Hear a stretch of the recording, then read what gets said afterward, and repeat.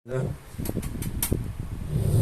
beruntung malam hari ini kita masih diperkenankan untuk melakukan kegiatan yang mulia, membuka belajar ilmu agama. Bukan hanya ilmu yang kita dapatkan, namun banyak sekali hal yang kita amalkan dalam terkait dengan sunnah Nabi SAW, silaturahim, musafah, muwajahah, dan ini semuanya adalah termasuk anjuran-anjuran Nabi kita, Nabi Muhammad SAW, yang mudah-mudahan keadaan seperti ini pun terus Allah bukakan untuk kita, dan Allah terus berikan taufik kepada kita agar kita mampu untuk melakukan ini semuanya. Amin ya rabbal alamin. Salawat dan salam yang kita haturkan kepada Nabi kita, Nabi besar Muhammad sallallahu alaihi wasallam, beserta keluarga dan sahabatnya, yang mudah-mudahan lisan kita Allah kuatkan terus untuk bersolat kepada Rasul sallallahu alaihi wasallam, dan apakah kita berikan terus mampu untuk menjaga sunnah Nabi sallallahu alaihi wasallam. Amin ya rabbal alamin. Tes.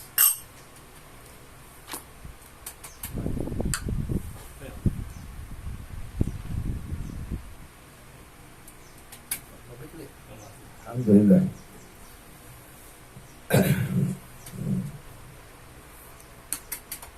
Sekarang kita masuk dalam pembahasan nomor berapa? Dua. Apa itu? Khusyuk fi sholati. Bismillahirrahmanirrahim. Khusyuk fi sholati wa adam iltifati fiha yam. Ini yang apa? Yaminan wala shimala. Irtida afdali siyabi inda iqamah salati wa khudhu tayyib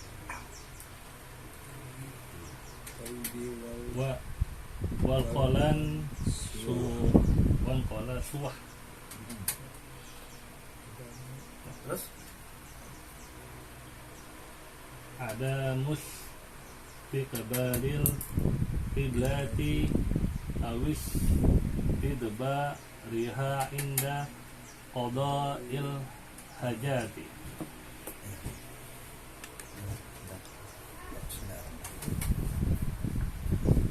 Bismillahirrahmanirrahim. Qala musannif rahimahullahu ta'ala wa adama naf'alana wa bikum bid-darin. Amin. Qala radhiyallahu ta'ala wa ini pembahasan ayat ini.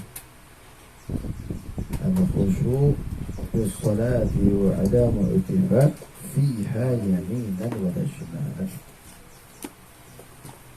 Ini pembahasan ini terlihat sederhana, cuma kalau diamalkan, kalau penyampai materi ini belum mencapai magam ini, kayaknya nggak dapat disatukan. Allah. Bismillahirrahmanirrahim. Fatihah binati futuhul ya fatahi alim fatahi alim fatahi fatahi fatahi Rasulullah sallallahu alaihi wasallam. بارك شيخنا وفتح من فرضه وفتح شيخنا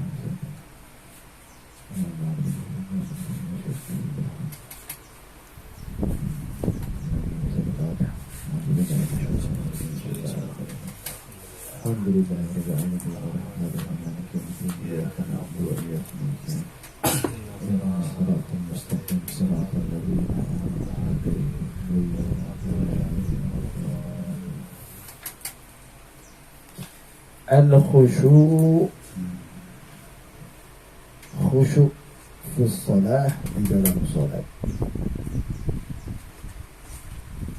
wa adamu irtifat, serta tidak menoleh fiha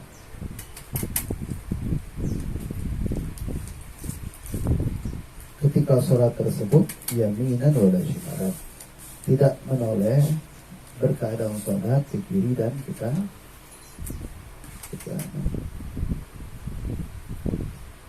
Ada satu ayat ya, ulama itu kan orang yang menguasai ilmu. Innama yakhshallah min ibadihi ulama. Sungguh yang takut kepada Allah itu adalah ulama. Nah, takut ini kan sebab paham, ya, sebab paham betul tentang Allah. Nah, kita ini sholat ini kalau kita nggak kenal siapa yang kita ibadahi, tentu aura-aura nih ada, pasti. Bisa dikatakan mustahil kalau kita bisa khusyuk sedangkan kita nggak paham tentang siapa yang kita ibadahi. Mengatakan Allahu Akbar, Allah Maha Besar, tapi di dalam hatinya ternyata ada sesuatu yang lebih besar dari Allah. Apa sesuatu itu? Ya sesuatu apa aja. Listrik bunyi, pikiran, kita pikir, aduh, token duit nggak ada. Nah, masih kalah Allah Akbar yang kita lafazkan tadi dengan suara token, suara hati, suara token. Jadi lafaz mengatakan Allah Akbar ketika sholat, ketika suara token berbunyi, suara token ternyata lebih agung, lebih besar ketimbang Allah.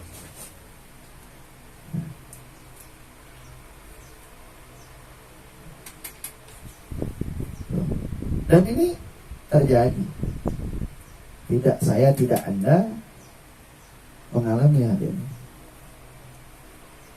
Ya kalau bicara hal ini ya khusyuk bersalat ada meltifat. Khusyuk dalam salat tidak menoleh ke kiri dan kanan. Ya oke lah. Semacam itu ya. Tapi di sini ada khusyuknya nih.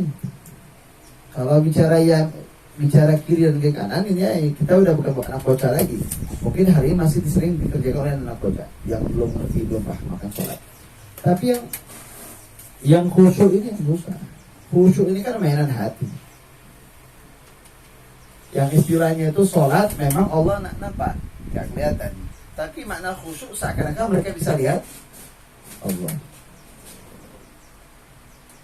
Ya. Nah, namun di sini ulama ya memberikan sebagian gambaran untuk meraih langkah-langkah untuk khusyuk. Contoh. Ya, dimulai dari memperhatikan istinja. Kalau istinjanya rapi, sempurna, naik ke wudu, rapi, sempurna, kemungkinan akan berpeluang dia mendapatkan khusyuk. Kalau istinjanya aur-auran, wudunya berantakan, meskipun satu rakaat dia baca 10 juz tidak memberikan dampak.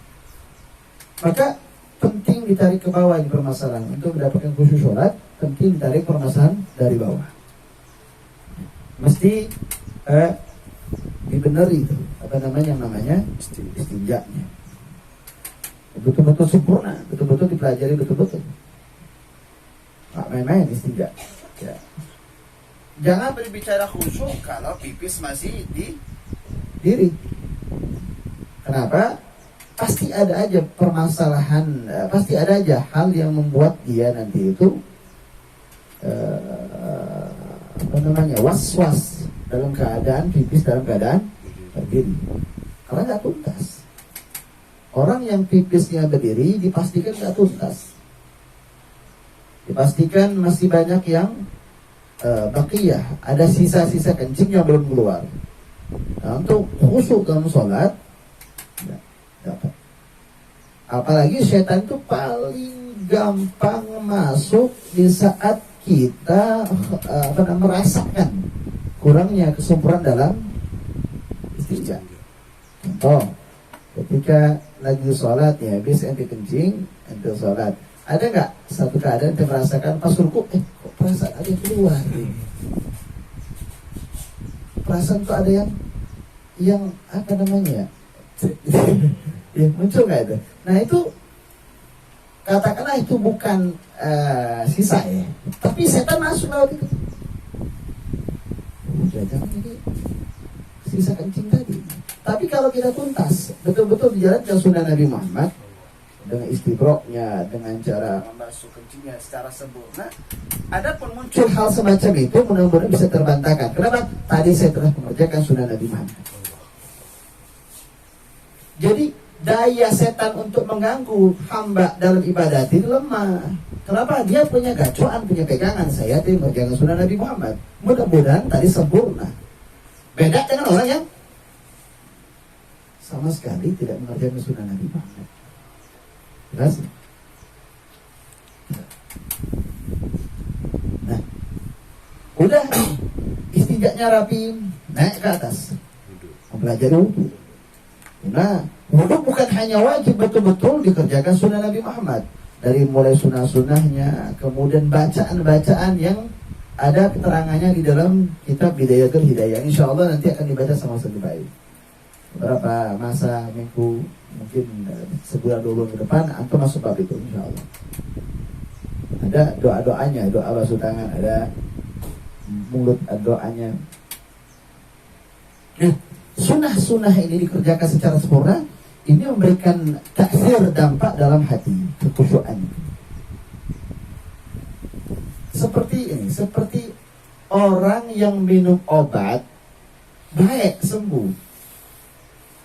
Walaupun ya,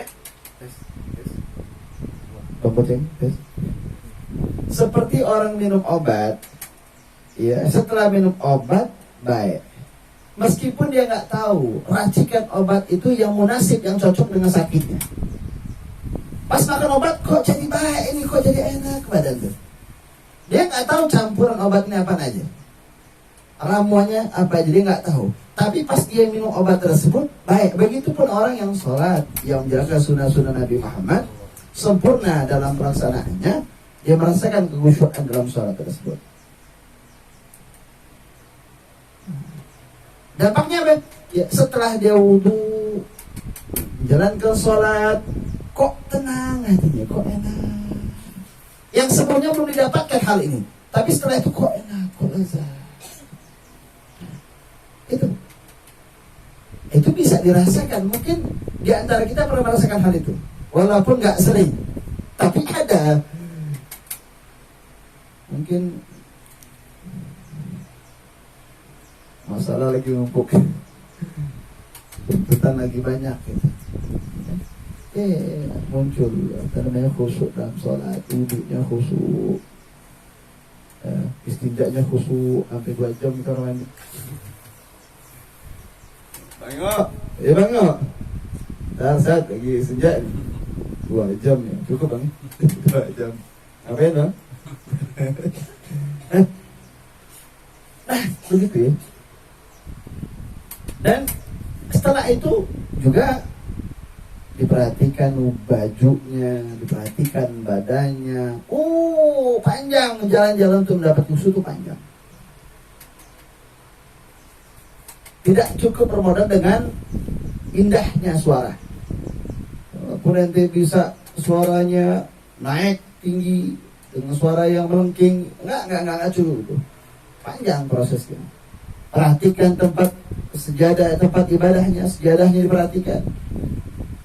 Kemudian bajunya diperhatikan, apa-apa yang terkait dengan sholat diperhatikan, sarungnya, pakaian dalamnya. Ini jalan untuk mendapatkan kekhusyuan. Ketika wudhu, hadirkan hati betul-betul. Ya. Kalau wudhunya betul-betul diperhatikan dengan khusyuk, ya, dia menikmati wudhunya tuh, itu semuanya membuahkan hasil khusyuk. Ya, tadi kau. Dan hal ini mesti kita perhatikan ya, supaya nanti muncul hudur qalbi, hadirnya hati ketika sholat. Nah, ruhnya sholat itu adanya di situ, ada ikhlas wa niyah. Ruhnya sholat adanya keikhlasan dan niat di dalamnya. Betul-betul maqasidnya, tujuannya Allah.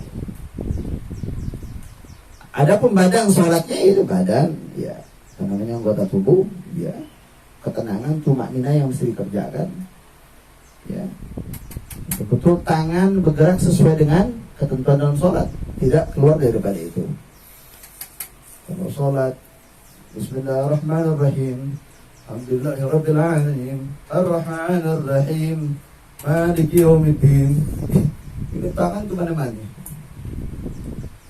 ya. Nah, ada pun gerakan tangan itu sebetulnya menggambarkan hatinya nggak khusyuk. Karena kalau hati khusyuk, tentu anggota badan khusyuk. Nah, termasuk anak-anak masih belum bisa. Terkadang tangannya masih ada aja. Kadang perasaan nggak gatal, tiba-tiba itu gatal, tiba-tiba gue emang saya kurang aja. Iya. Ini jarang hidung itu gatal terkecuali sholat. Ini jarang begini emang. Nggak mungkin, tapi pas sholat itu datang tuh. Apalagi sih, aneh jarang gatal sih, jarang. Tapi kalau lagi sholat muncul tuh gatal tuh. Nanti tiba setan. Jelas? Nah, walaupun memang saya bisa mengatakan hal ini sebuah anugerah juga, pemberian dari Allah Ta'ala. Tapi yang bisa kita upayakan adalah tadi, upayakanlah dengan kita mesti memperhatikan dari mulai awal istinjaknya kita, ya, ketika kita proses membersihkan kencing kita yang rapi, yang sempurna, wudhunya diperhatikan secara sempurna sesuai dengan tuntunan Nabi Muhammad SAW. Kemudian berikut dengan rukun dan surut syarat-syarat sholat. Ya, mudah-mudahan dengan kita memperhatikan itu semuanya, makna khusyuk dalam sholat betul-betul kita dapatkan. Ya. La ilaha illallah Muhammadur Rasulullah sallallahu alaihi wasallam.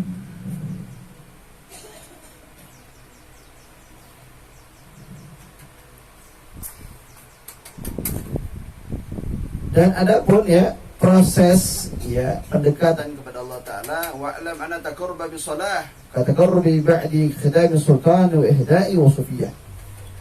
Ada pun proses pendekatan seorang hamba kepada Allah sebagaimana kita perhatikan, ya, seorang budak pembantu dari tuannya, dari rajanya, bagaimana sikapnya? Tunduk. Ya.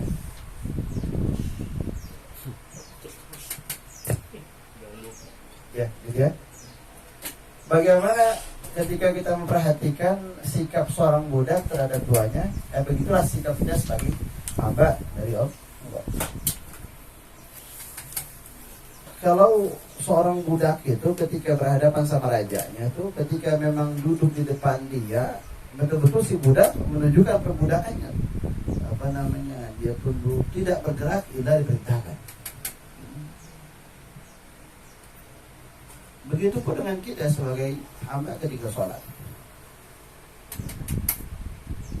Mesti kita fahami akan itu. Kita ini sebagai hamba, yang kita hadapi saat ini adalah raja. Bukan raja dunia, tapi raja alam semesta ini, Allah Azza wa Jalla. Nah, sedikit agak melebar. Kita dijelaskan ada nama Rasul, kalau di surga itu Ahmad, betul? Kalau di dunia Muhammad.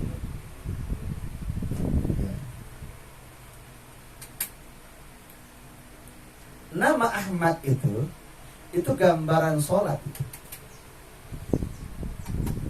Nama Ahmad gambaran salat. Ahmad dalam bahasa Arab, ya, dia ada berapa huruf? Alif, Ada alif, alif, ha, ya. Ahmad, ya, betul? Ahmad ini semisal orang lagi diri. Ya. Sedangkan ha semisal orang yang sedang ruku. Mim, ya, semisal orang Sujud. dal semisal orang Duduk. duduk. Betul? Ahmad.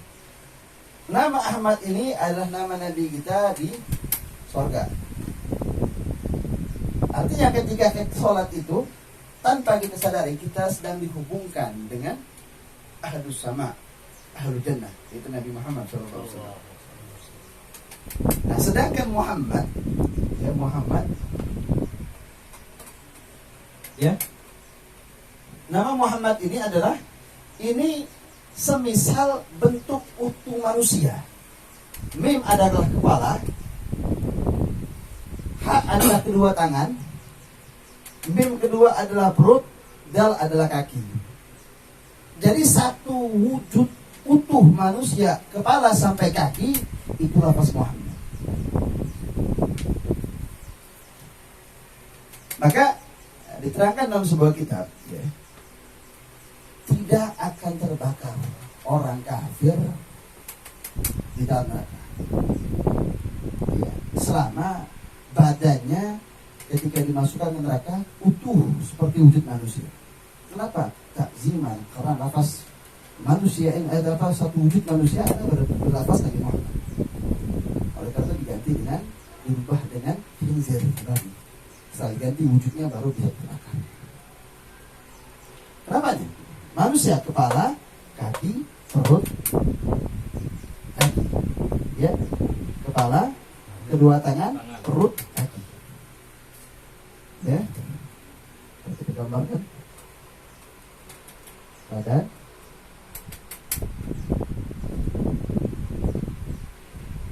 ya. Betul?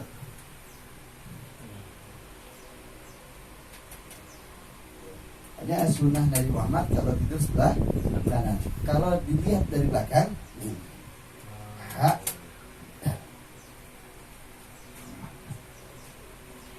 ini agak melebar ya. Cuma tadi karena gerakan sholat itu Ahmad, terbentuk pada lafaz Ahmad. Ini pengetahuan ya, ajib. Jadi secara tidak langsung kita selalu diingatkan dengan Nabi Muhammad. Ketika lihat manusia saja, ingat Nabi Muhammad. Kenapa? Manusia satu wujud badannya adalah lafaz Muhammad. Ya? Adapun sholat, ya nama Ahmad di situ. Alif semisal berdiri, ya, ha semisal ruku, mim semisal sujud, dal semisal duduk. Ketika kita lagi sholat, ya, kita tuh lagi dihubungkan dengan Nabi Muhammad. Ya, yang namanya ada di jannah. Ya. La ilaha illallah.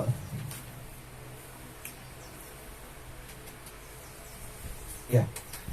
Oleh karena itu ya, tadi ya, adapun istinja, adapun apa namanya itu wudu, adapun memperhatikan baju dari najis, dari hal-hal yang mungkin membatalkan sholat ya, apalagi dari badan yang masih kotor dibersihkan rapi-rapi. Nah ini kan zahir nih, ya, zahir bagian luar. Nanti ada lagah, ada keterkaitan dengan hati ini. Karena bicara khusyuk ini dalam hati, maka bersihkan zahirnya, maka mereka dapat kepada hati. Jadi penting sekali kita rapikan bagian luar, berharap ya kita membangun apa namanya itu khusyuk dalam itu dia. La ilaha illallah Muhammadur Rasulullah sallallahu alaihi wasallam. Apalagi nanti kalau sholatnya bagus, wajib. Dikatakan dalam kitab, ya, seseorang yang pengen mendapatkan selamat dari azab kubur, yang pertama kali mesti memperhatikan atau menjaga sholatnya. Bukan hanya menjaga sholat, tapi diperhatikan betul-betul. Ya, semua yang terkait dengan sholatnya, wudu, istinja, semua yang terkait dengan sholat. Yang pengen mendapatkan selamat dari azab kubur, dia mesti jaga sholatnya. Kemudian, apalagi? Dia mesti akrab dengan bacaan Al-Qur'annya. Artinya dia sering baca Al-Quran. Yang ketiga apalagi? Dia mesti sering sedekah. Yang keempat, ya, kasar tasbih. Dia mesti banyak tasbih. Mengucapkan subhanallah. Jadi awal pertama kali yang pengen mendapatkan selamat dari azab kubur, sholat. Dalam mana sholatnya mesti diperhatikan betul-betul. Tidak salah-salah, tidak serampangan, tidak semaunya aja, betul-betul sesuai dengan syariat dan hukum. Sholat, kemudian sedekah, kemudian baca Al-Quran, kemudian kasar tasbih, banyak membaca tasbih, subhanallah. Itu amalan yang mesti dilakukan secara mulazamah. Amalan mulazamah, rutinitas. Mantap gitu ya, melakukannya. Kemudian 4 hal mesti dihindari, ya. Bohong, adu domba, khianat, sama ini. Jangan sampai melakukan istinja dalam keadaan belum tuntas. Artinya kencingnya nggak rapi, nggak tuntas. Nah, ada kaitannya di situ. Kata Nabi, yang paling banyak orang diazab kubur itu sebab kencingnya nggak tuntas. 4 hal itu mesti dihindari atau ditinggalkan. Nah, ada 8 langkah untuk mendapatkan selamat, enak, nyaman di alam barzah.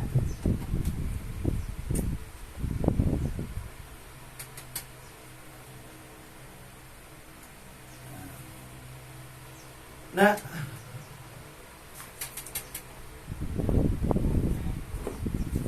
adapun khusyuk sholat, kemudian tidak menoleh kiri kanan, itu sudah pasti udah. Kalau sudah semuanya rapi, otomatis anggota badannya pun, jawahirnya, semua anggota tubuhnya pun ikut khusyuk. Jadi kesiapan untuk sholat diperhatikan, akan memberikan dampak ke hati. Dari hati ini nanti semua anggota akan patuh dengan hatinya. Karena hati ini kan Pak seperti raja. Sisanya ini anak-anaknya tentara-tentaranya. Kalau rajanya sudah khusyuk, maka semuanya akan khusyuk. Dan nggak mungkin menentang. Nah, raja semua anggota tubuh adalah hati. Maka dengan begitulah dampaknya meluas. Tercegah bagi mereka yang khusyuk dalam sholatnya perbuatan keji dan kemaksiatan tidak mungkin terjadi. Kalau sudah dia mendapat kemenangan khusyuk dalam sholatnya. Maksiat itu pahit begitu.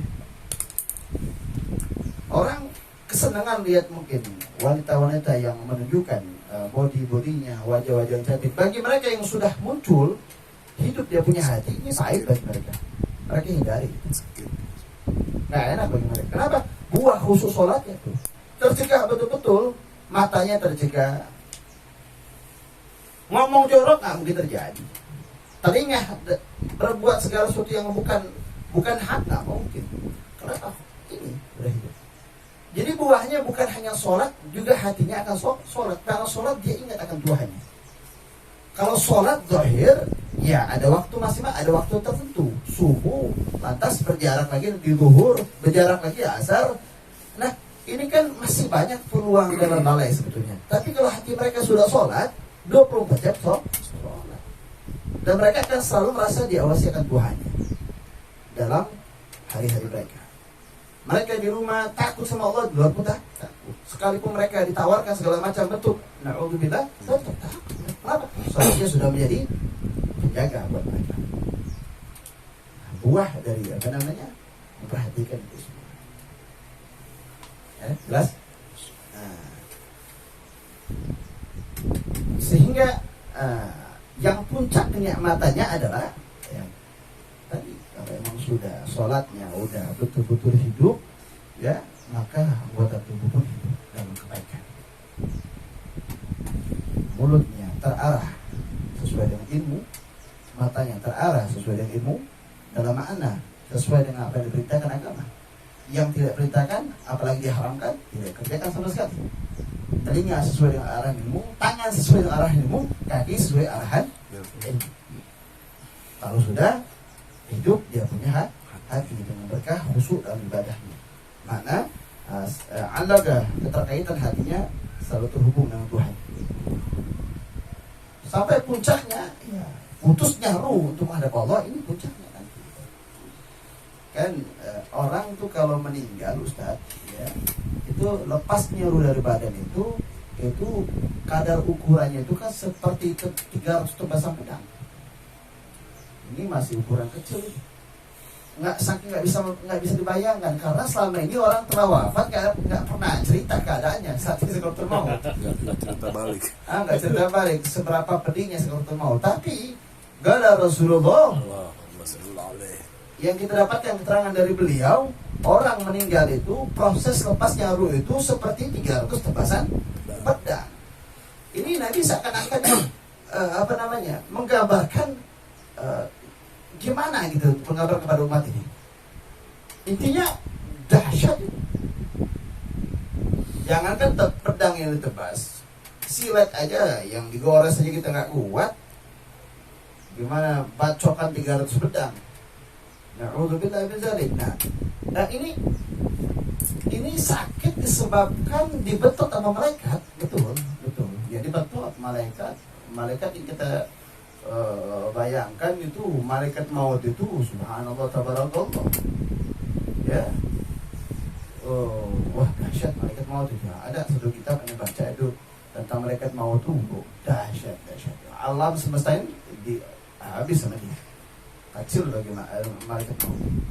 Alam semesta jagat raya ini, alam maya pada ini kecil bagi malaikat. Di dekat begini malaikat maut. Bagaimana badan kita nggak sampai 2 meter didatangi ke malaikat. Mana nggak lopot mata kita. Nah sakit ketika ditarik, betul-betul sakit ya, namanya ditarik. Tapi dalam keterangan idza aradallahu qabda ruhul abdi, apabila Allah hendak mencabut ruh hamba itu yaji'u malakul maut min famihi. Allah datangkan malaikat maut dari mulutnya. Tapi kan orang yang suka zikir, lidahnya sudah kenal Tuhannya, apa yang selayaknya diucapkan, bahasa terus dia punya lisan dengan zikir kepada Allah Subhanahu wa taala. Datang ini malaikat pengen cabut ruh lewat mulut. Datang ini mulut nolak. Malaikat la sabir, enggak ada jalan ente untuk cabut nyawain orang lewat mulut saya, ini enggak ada. Sebab ini dia punya mulut, ya, sering kali zikir nama Tuhannya Allah Ta'ala. Balik ini malaikat menghadap Tuhannya. Ya Rabb, ya, ini si fulan ini muncul kalimat dari lisannya ini mengatakan malaikat kamu nggak ada jalan untuk mencabut ruhnya lewat mulut. Sebab dia punya lisan suka zikir kepada Allah Subhanahu wa taala. Ya Rabb, saya nggak bisa mencabut nyawanya lewat mulutnya, Rabb. Apa kata Allah Ta'ala? Ya sekarang kembali lagi cari jalan lain. Cari jalan lain. Ketemu lewat tangan. Ketika mau dicabut sama malaikat lewat tangan, ada tangan ngomong, malaikat nggak ada jalan buat ini. Sebab ini orang tangannya saddaqa bi katsira, suka sedekah malah. Suka nyentuh ke para nayati. Bukan nyentuh doang ya, kasih duit. Itu doang kasihan kalau kasih duit. Ini tangan suka jihad fisabilillah, perang sama orang lawan kufar. Ya. Ini tangannya kata babi garam, suka mencatat ilmu. Jadi ente nggak punya jalan untuk mencabut roh orang ini lewat tangannya. Ya, minta maaf. kembali lagi nih malaikat. Ada lagi ya Rab, nggak bisa ya Rab. Cari jalan lain gitu loh, saudara. Dicari, dapat lewat telinga. Pas mau ditarik ruhnya, ada telinga ngomong, malaikat nggak ada jalan buat itu. Sebab ini orang suka mendengarkan Al-Quran, suka mendengarkan adzan, suka mendengarkan perkataan agama. Ada jalan, balik lagi ya Rob, nggak ada jalan, cari lagi jalan lain. Nah, dapat lewat kaki. Mau dibetot nggak bisa. Kenapa? Kata kaki ngomong, ini orang kakinya suka sholat berjamaah, suka hadir majelis ilmu, suka hadir majelis zikir. Hasan nggak ada di sana. Balik lagi, bolak-balik, dapatlah jalan dalam kedua matanya. Nah, jalan lewat kedua matanya. Pas mau ditarik ke ruhnya lewat kedua mata, tetap nggak boleh. Ini mata membaca Al-Quran, memandang orang soleh, memandang orang tua dengan pandangan rahmat, pandangan cinta, memandang para ulama. Nggak ada jalan. Walhasil kembalilah ini malaikat. Ya Rob, nggak ada jalan. Dan seharusnya malakul maut itu lebih. Mari kalau Ta'ala lapor, ya Rob, saya nggak ada jalan. Coba kita ini Rob. Atau sama kata Allah Ta'ala, ya malaikat alik ismi ala bidik. Wahai malaikat, gantungkan namamu di atas telapak tanganmu. Gantungkan namaku di atas telapak tanganmu. Ya, kata ulama, ya maknanya lah Bismillahirrahmanirrahim. Saya tulis di telapak tangan malaikat tersebut. Kemudian tampakkan kepada ruh hamba. Setelah tampakkan turunnya kan. Ketika tampakkan sama malaikat, betul ruhnya keluar. Nah ini enak ini, nggak dibetot soalnya. Keluarnya ruh dengan ditampakkan nama Allah Subhanahu Wa Taala. Inilah yang dikatakan mati enak. Nah, kalau nggak ditampakkan dengan nama Allah, ya tadi dengan cara yang pertama tadi dibetot sama malaikat, itu yang dialami, yang dimaksud perginya seluruh. Nah, untuk mendidik mata, mendidik tangan, mendidik telinga, ini kan butuh hidupnya hati. Kalau hati ini sudah tahu Allah, mana mungkin tangannya maksiat, mana mungkin matanya maksiat, mana mungkin semua anggota kita maksiat. Kalau hati tahu Allah Ta'ala, artinya ketika itu hati sudah sholat, selalu merasa diawasi Allah Ta'ala. Nah ini buah daripada khusyuknya sholat tertawa dalam hari-hari. Bukan hanya sholat yang dikerjakan, itu sholat wajib, tapi yang dicari adalah buah sholat itu. Itu maksudnya. Terjadinya anggota badan dengan amal-amal yang baik tadi, dan disebabkan pengaruh dalam sholat. Ya Pak Haji. Pak Haji itu. La haula wala quwwata illa billah. Ada khusyuk ya salat.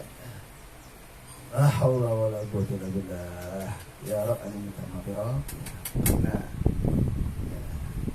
Ini hanya sebatas berbahasa lisan saja ini. Ya Rabb, sepatutnya kita masih sama-sama membangun bagaimana supaya kita bisa betul-betul mengamalkan. Ya, aqimus shalat dzikri, dirikan salat untuk mengingat aku. Dirikan salat untuk mengingat aku. Dirikan salat untuk mengingat aku. Orang salat ya, dia mendirikan sinyal bangunan agar terus mengingat Allah. Setelah sholat, dampaknya sholat selalu ini. Dalam kesendirian, dia ingat Tuhannya. Dalam sibuknya, dia ingat Tuhannya. Jadi sholat itu yang diharapkan hasilnya setelah dia mendirikan sholat, ya, buahnya adalah selalu ingat Tuhan. Ketika mengatakan ini wajahtu wajahiyya, ya, betul-betul dia menghadapkan dirinya kepada Tuhannya, baik dalam pada sholat dan setelah sholat dia tetap akan menghadapkan dirinya kepada Tuhan.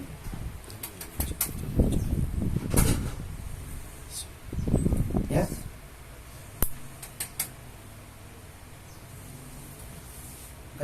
mengucapkan alhamdulillah dalam Fatihahnya.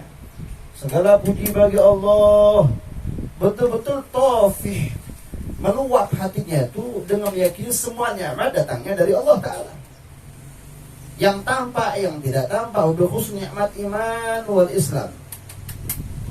Betul-betul meluap itu hati dengan menyadari betul-betul ini nikmat ya Rabb. Ente kebayang nggak kalau seandainya ente melahirkan negara muslim? Pak kebayang kita Pak Hamzah. Ya Rabb, nikmat yang terbesar Allah titipkan ruh kita dalam perut seorang muslimah. Tuh Allah.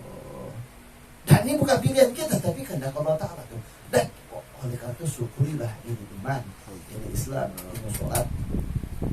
Dengan nikmat yang besar ini Allah luar biasa. Ente nggak pilih hal ini, tapi Allah pilih ente sebagai muslim tuh. Makanya termasuk disebabkan orang mati di luar Islam itu sebab nggak bersyukur nikmat Islam, nikmat iman.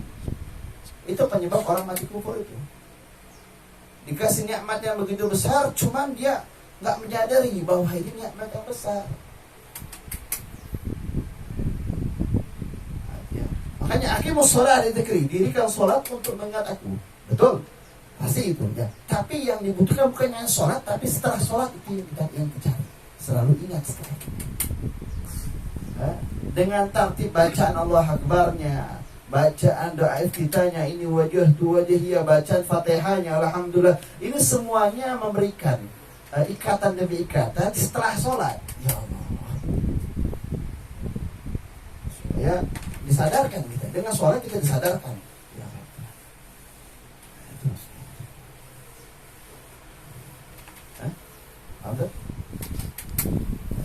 Hanya kalimat dalam Al-Quran, sesungguhnya sholat itu mencegah perbuatan keji dan mungkar itu buah setelah dia meraih dalam kesuksesan dalam sholat. Inilah puncak. Makanya cukup sudah perhatikan sholat, waktunya sholat, semua yang terkait dengan sholat, maka berhasil kita punya kehidupan dunia, pasti berhasil apalagi akhirat. Makanya imanuddin yang agama. Katakan kalau tiangnya rusak segala-galanya. Nggak ada yang bisa diambil dari dalam satu gedung itu kalau gedungnya rusak. Nggak bisa dimanfaatkan. Kalau sudah semua gedungnya rusak. Artinya kalau semua tiang-tiang gedung rusak, nggak ada yang bisa kita ambil manfaat dari dalam gedung tersebut. Kalau sudah runtuh, habis. Ya. Dampaknya ya tentu dengan begitu bertambah rasa syukur. Biasa syukur syukur. Balasan syukur ya syukur. Dan Allah senangnya begini. Allah girang senang. Ya. Dengan hamba yang menyadari dirinya seorang hamba yang dia maksimalkan dirinya untuk menghamba kepada Allah Ta'ala. Dan Allah saksikan akan itu pada hambanya. Allah pun bersyukur dengan hamba tersebut. Jangan kira Allah tidak bersyukur. Allah juga bersyukur kepada hamba. Nah, bentuk rasa syukur Allah Ta'ala, Allah puji ini hamba di hadapan para malaikat. Puji sama Allah Ta'ala. Atas beri lagi tambah nikmat. Yang tadinya dikasih nikmat khusyuk sedikit, dengan dia berusaha untuk meningkatkan rasa khusyuknya, dengan diperhatikan semua yang terkait dengan sholatnya, ditambah lagi khusyuknya. Sehingga sholatnya itu, lezat.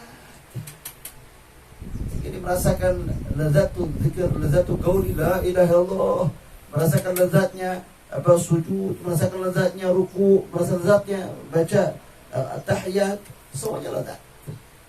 Sehingga dampak yang berikutnya merasa kurang sunah-sunah itu 2 rakaat kurang, ditambah lagi 2 rakaat kurang, tambah lagi sampai terjadi dengan Nabi Zainal Abidin karamallahu Zainal Abidin, cucu Zainal Ali, cucu Zainal Husain. Ya, ada 1000 rakaat. Terjadi dengan Syekh Junaid Al-Baghdadi 300 rakaat. Dan terjadi dengan Imam Ghazali dengan sekian ratus rakaat. Kenapa tadi gitu? Berdapat itu. Berdapat buah daripada sholat itu. Ya. Ya Rabb, mudah-mudahan kita digolongkan dalam keadaan seperti itu. Ya. Bagaimana yang telah kita saksikan, dengar. Ya. Khusyuk, ya khusyuk. Makanya saya baca tadi ini berat karena yang menyampaikan materi ini belum sampai kan, cuma lagi berusaha. Ya mau nggak mau emang bahasanya begini, dijalanin saja, jalan. Kadang-kadang sudah kita masih hancur-hancuran, tapi gimana pembahasannya malam itu saat ini itu, yaudah kita bahas. Tapi itulah yang mudah-mudahan dengan kita diizinkan untuk mendengar atau membahas kajian ini, siapa tahu nanti diberikan hadiah, diberikan anugerah untuk menjalankan daripada keadaan khusyuk dalam sholat. Ya, bismillah, kita minta semoga Allah karena Allah yang punya hidayah, Allah yang punya taufik, Allah punya iradat, yang mudah-mudahan dari pengetahuan yang telah masuk dalam hati kita ada iradah yang muncul, rangsangan yang muncul untuk kita menjalankannya. Amin ya rabbal alamin. Wassallallahu alaihi wasallam Muhammad wa ala alihi wasallam walhamdulillahi rabbil alamin. Ya Latif ya Latif ya Latif ya Latif ya Latif ya Latif ya Latif.